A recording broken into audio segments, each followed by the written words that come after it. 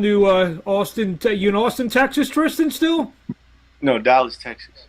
Dallas, Texas. Dallas, Texas. I was close. It's a big state. Dallas, Texas. Undefeated Cruiserweight Tristan Kalkreueth, who fights Jorge Armando Martinez on January 2nd.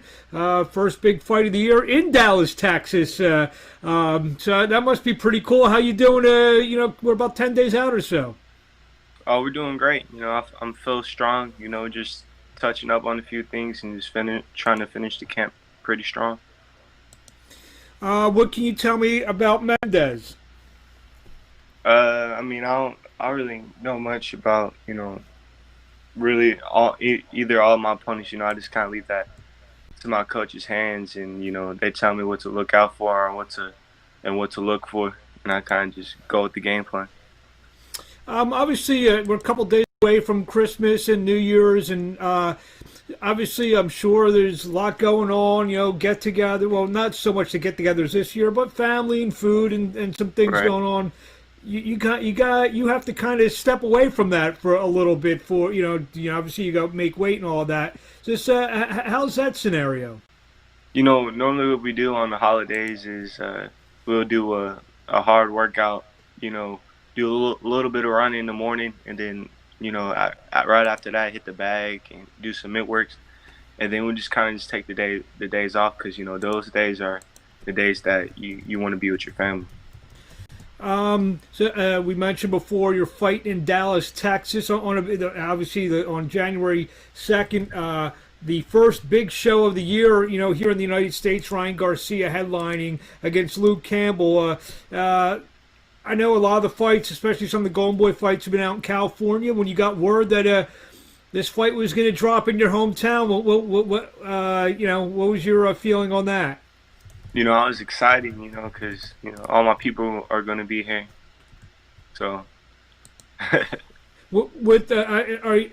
know I don't know how many people are going to be allowed in the building, but do you still you still going to be able to sell the same amount of tickets that you normally would sell on a fight like this, or you have to maybe cut some people out? I don't know what the restrictions are down there.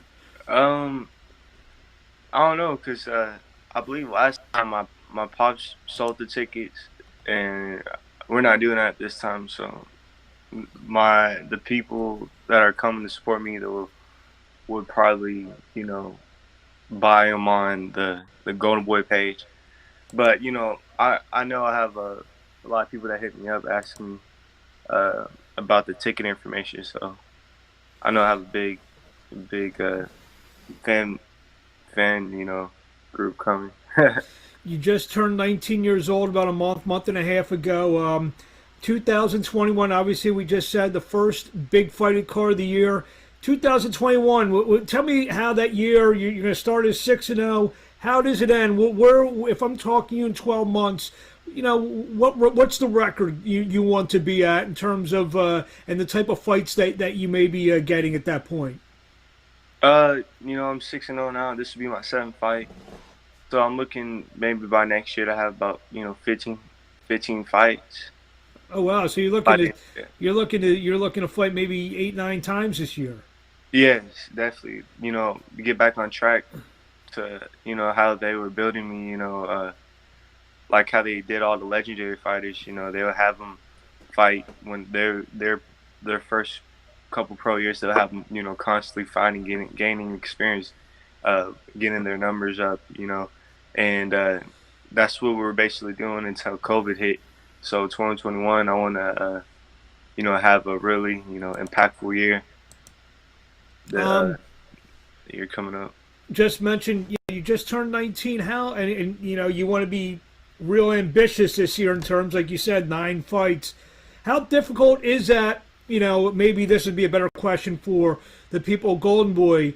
Obviously, you want to move at a very accelerated pace, it seems like. But like I said, still just 19 years old, still very young in the game. Do you fight that with yourself, knowing that you still, for lack of a better term, you're still a baby in the professional ranks? That you want to move fast, but maybe not too fast.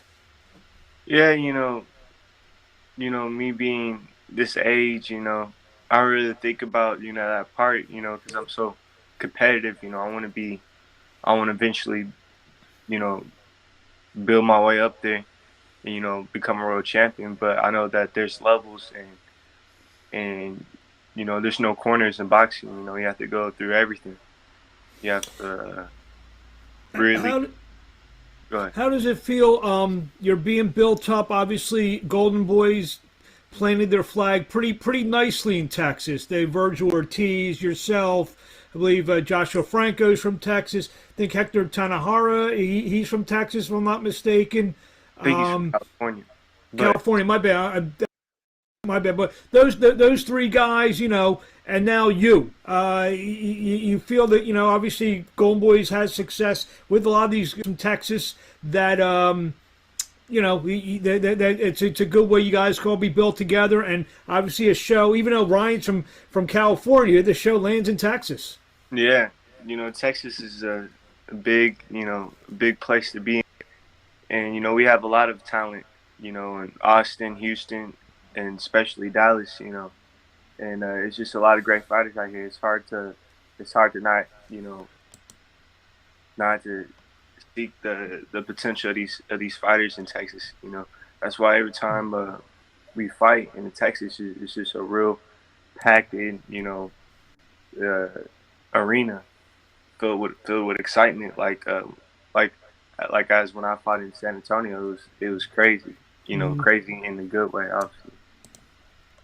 If I'm not mistaken, I'm just trying to think here. Look down your record. You fought in Vegas, and most of your fights have been in Texas. A couple in California, or one in California.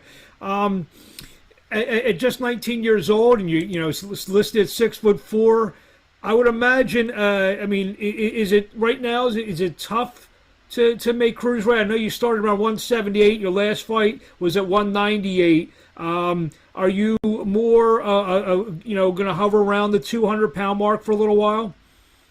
Yes. It's not too tough making this weight. I feel real strong at this weight, and my goal is just to keep getting stronger at this weight, and eventually move up because I feel like I still have growing room. Maybe I might gain another inch. Because we don't really stop growing until we're 21. I stopped growing at like 16. I thought I was going to play in the NBA, but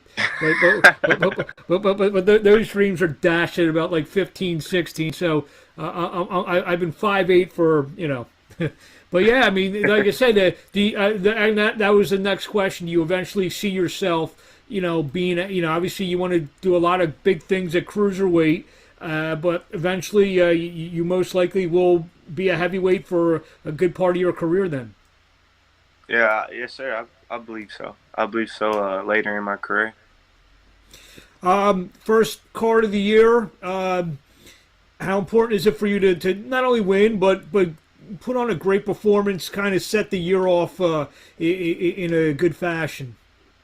It's real important, We've been in COVID for a minute. Everything's been kind of depressing, and that's my job, to entertain the fans and really give them what they want to see.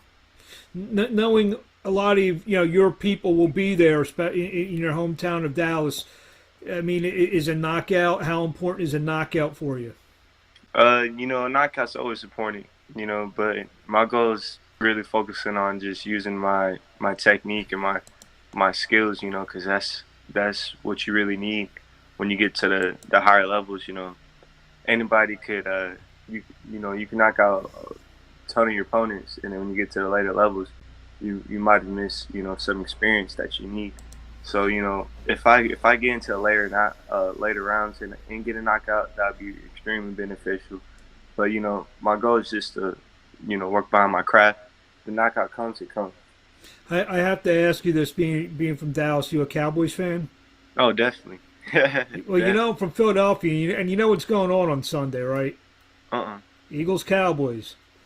Oh, okay. Is that where you're from, Philadelphia? Philadelphia, yup. So I'm pretty sure you're an Eagle fan, huh? ride or die this year has been like your team, a lot of dying this year. So, I mean, I think we're playing, and I'm good friends with one of your promoters, Mr. Hopkins. So yeah, and actually a question on that. You being a young fighter, just turned 19, you have Oscar De La Hoya, you have Bernard Hopkins, who are very key figures, promoters in your promotional company. Have you had a chance to talk to them, pick their brain, get some advice from them? I talked to Bernard, Bernard Hopkins after he watched me fight in San Antonio, and he said he was real impressed. He was sitting right when I got out, because when I got out the ring, he stood up and he walked over and said, "Man," he's like, "You got potential, man." He's like, "I was impressed," and coming from a legend like Bernard Hopkins, that's always a special moment. Does that like even give you more confidence? Like even maybe you score a big knockout, you're feeling great about yourself, but when Bernard comes over to you and says, does that even take your joy and confidence up a level? Definitely, anything that comes from the top guys, the ones that I used to watch, it's always motivating and encouraging. Well, there you have it. Last couple questions here. What do you want to say to the fans out there? We're going to see you in about 10 days, January 2nd, live on the Zone, live from the American Airlines Center in Dallas, Texas. What do you want to say to the fans out there? Tune in. I'm gonna kick off the year with a huge statement. It's gonna be packed. 5,000 fans. All these things going on like COVID. For us to have fans is going to be awesome. If you haven't got your tickets, look into getting them, please. On the Golden Boy page, to have the link in the description. Click on the link, and then that's all the ticket information. And tune in. It's going to be an awesome show. And you never know, for the next 15 years, the American Airlines Center could be headlined by Luka Doncic one night and Tristan Kalkreuth the next night. I mean, I would imagine that would be kind of a goal to become a major attraction in Dallas. Definitely. Where do we find you on social media? You can find me on Instagram, Tristan.Kalkreuth, Twitter, Team Tristan 302, and Facebook, Tristan Kalkreuth. There you have it. Good-looking, undefeated cruiserweight prospect, still just 19 years old. He's got a lot of growing, but he's good. I've seen you fight a couple times. Immense potential, Tristan Kalkreuth. We look forward to seeing you. Have a Merry Christmas and a Happy New Year, and we'll talk to you along the way. I appreciate it. Same to you. Thank you.